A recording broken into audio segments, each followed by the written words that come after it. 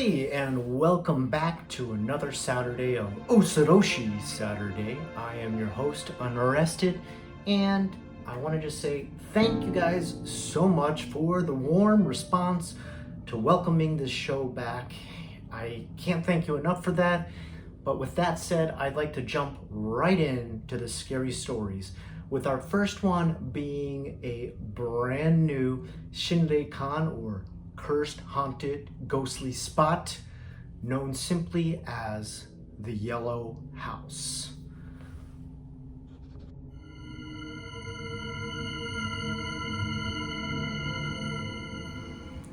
The Yellow House. At the start of 1983, a small yellow house was built in Saitama, Japan that would eventually become legendary in the halls of Japanese urban legends. It began with the site being chosen for the house, being the location of the once infamous Himuro Mansion, which, for those who don't know, is the basis of the game Fatal Frame. This site had already been investigated by spiritual savants who wished to prove it was a manor haunted by maidens who had been tortured and killed by a shogun family that lived there in the Edo era. But this investigation came to a halt when the entire team went missing, with only traces of their journals and equipment found. The journals themselves, they spoke of seeing rope burns on the arms and legs of the investigators.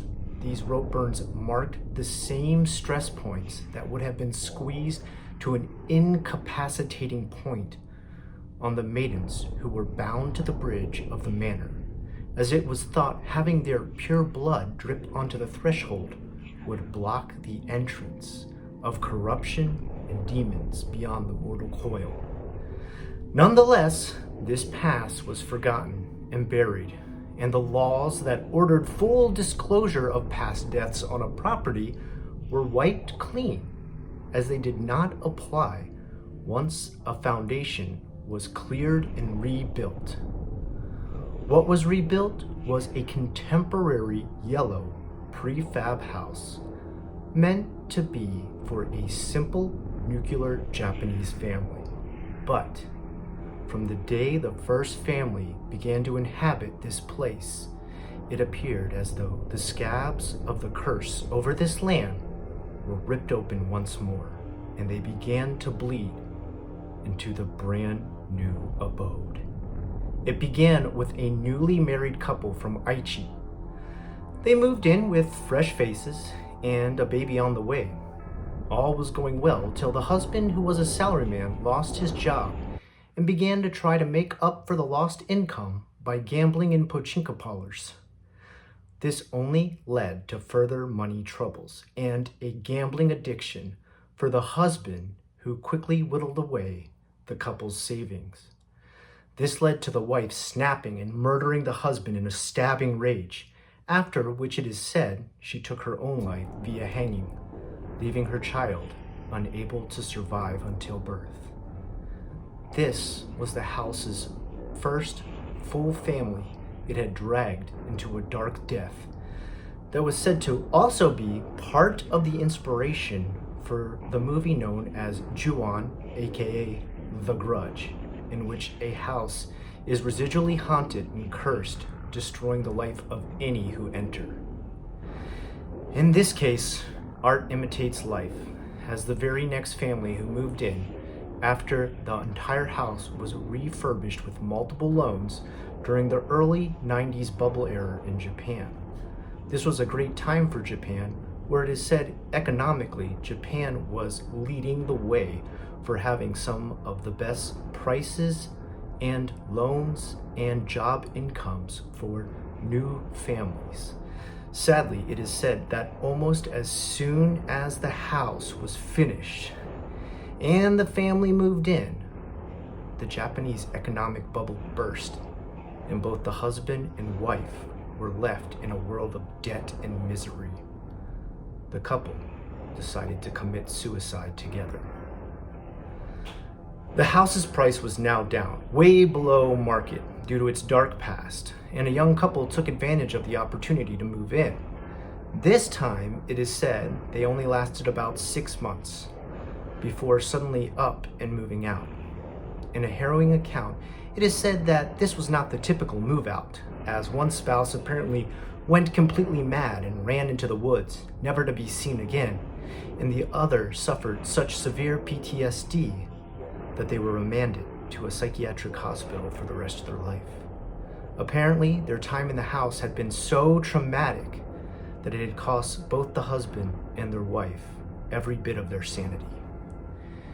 At this point, the house could not be sold or rented by any real estate company who took control of it, and complaints were being issued by nearby neighbors that were constant bangings, noises, breakings, clangings, loud shouting, as if there was some sort of arguing going on in the unoccupied residence.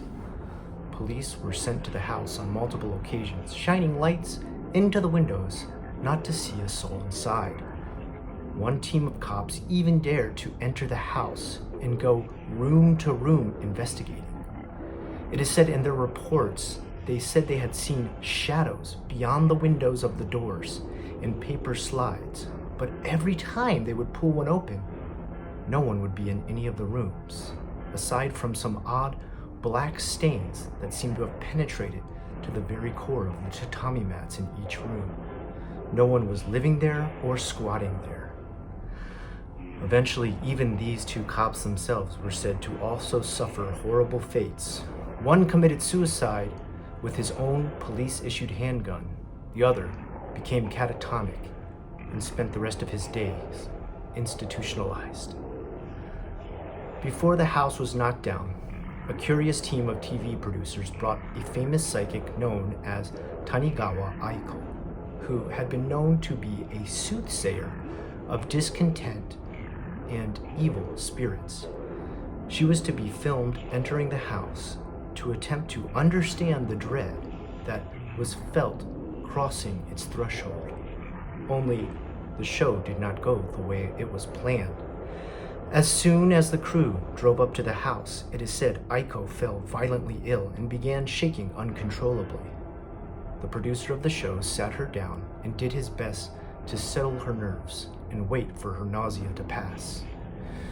When she finally was feeling well enough to be coherent again, they asked Aiko when she would be ready to begin filming inside the yellow house. At this, she silently walked back to the van they had arrived in, locked herself in, and refused to enter or answer any questions about her sudden and complete shutdown of the show. In fact, the entire show had to be canceled, and it never aired. Aiko herself damaged her entire career over her absolute refusal to even get close to the yellow house. Finally, in the early aughts, the house was demolished, and the land reopened to the public for sale or rent. Even then, the land itself seemed cursed. Countryside fruit and veggie stands attempted to open, but the occupants complained that their goods would rot to a dark black in a matter of hours. Last but not least, there was an attempt to pave the area and open a parking space for travelers. But even then, a 2-year-old girl was hit and killed by an inebriated driver entering the park too fast. He then later killed himself. When the last landowner, a CEO of a small parking lot chain, attempted to see what the fuss was all about in this seemingly mundane land, it is said he reported that so many birds, pigeons, and stray animals who had wandered on the land had died that their carcasses lay about to an extent the lot could not be used for paying customers, as they would not wish to suffer through such a pungent stench of decay and rot. Before being institutionalized for dementia in his old age, the CEO, who was the last owner, had the area roped off and listed as a noroimono, or a cursed spot, not to be sold or inherited by anyone. If you attempt to look up this house or spot it, it is often listed originally as the Ju-on house, and you will find even more stories than the ones I've told about today, as there are even those that talk of urban explorers and paranormal investigators who attempted their own amateur go of the house and met horrible fates as well. The lot and cursed land remains empty and roped off to this day. Hopefully, it never enters the market again.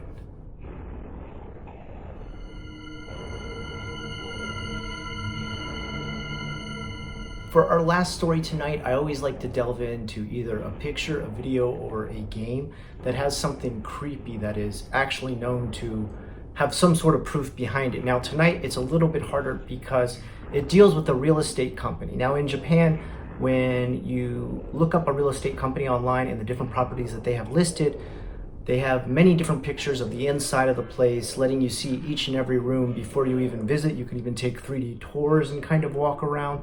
Well, tonight I'm going to show you a picture, and this is an actual picture that was posted on a real estate site. And if you take a look very close here, you can see there's something very odd in the closet of this picture. Now, this has been said to be a ghost that was haunting this apartment. Apparently, the last person who owned this apartment committed suicide, and it's said to be the ghost of the young girl that committed suicide there.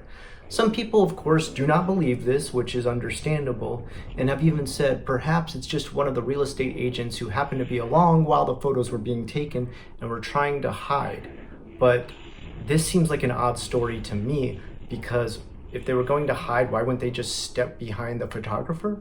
Why would you go inside of a closet, open it slightly, and slightly stick your head out like someone is obviously doing in this picture? Another person said that possibly this was someone squatting in the apartment, but squatting in Japan is not really too common. We live very close to each other out here, and any noises would be heard very quickly. The structures that usually make up these different apartments, especially one like this where it looks like it's very new inside, the walls are very thin and the floors themselves are very thin too. It's very easy to hear somebody. Now, we try to be appropriate with the amount of sound that we make when we're living next to a neighbor, but if neighbors in an apartment complex heard somebody moving around in an apartment they knew to be vacant, they would most likely call the police, and no one had up to this point. Japan is very heavily security driven, and there's everything from video out in front of almost every apartment complex. Almost everybody in every apartment complex has a doorbell that will lead down to a central camera that you can see who's trying to even enter your apartment building before they even get to your door. And you then have a peephole to look through there to see who the person is at your door to make sure it actually is somebody who's delivering something, or somebody you do want to send post to your house, or some sort of delivery that you've asked for. So the security measures taken in most of these apartments are very, very, very strict.